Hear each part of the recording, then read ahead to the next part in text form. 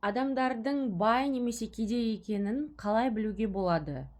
100 теңгесі бар ма, 1000 теңгесі бар ма, миллион теңгесі бар ма, 100 миллион теңгесі бар адамды бай деп айтамыз ба? Мысалы, кезінде бай болып жүріп, қазір кедей болып қалған адамдар бар. Оларды не деп айтамыз?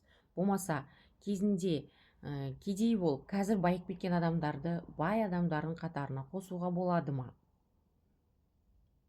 Менің өмірім қай кезде түбегейлі өзгерді? Мен үшін бай немесе кедей деген категория жоқ. Сол моментте менің өмірім өзгерді. Яғни, әрі қарай сіз өзіңізге не нәрсені дәлелдеп жүрсеңіз, сіз сол шамада сізде ақша бар деген сөз. Көпшілік жағдайда, яғни адамдар өздеріне бір нәрсені дәлелдеп жүрсе ақшаға байланысты, сол шамада олардың ақшалары, қаражаттары бар деген сөз. Егер сіз әлемге өзіңіздің сондай бір супер сыншыл, супер дұрыс адам екеніңізді дәлелдеп жүрсеңіз,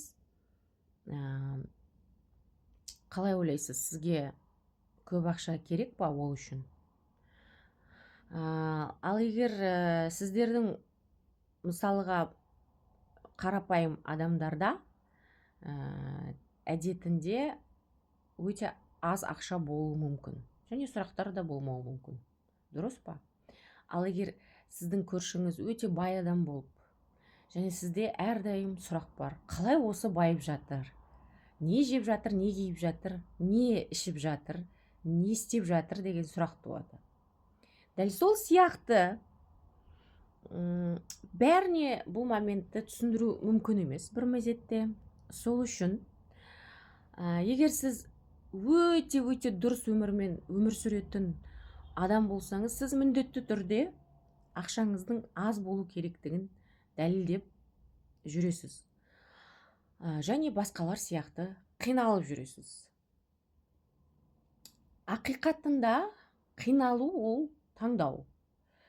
Егер сіз мысалға осы жерде көп адамдарда тағы да сұрақтар туа бастайды.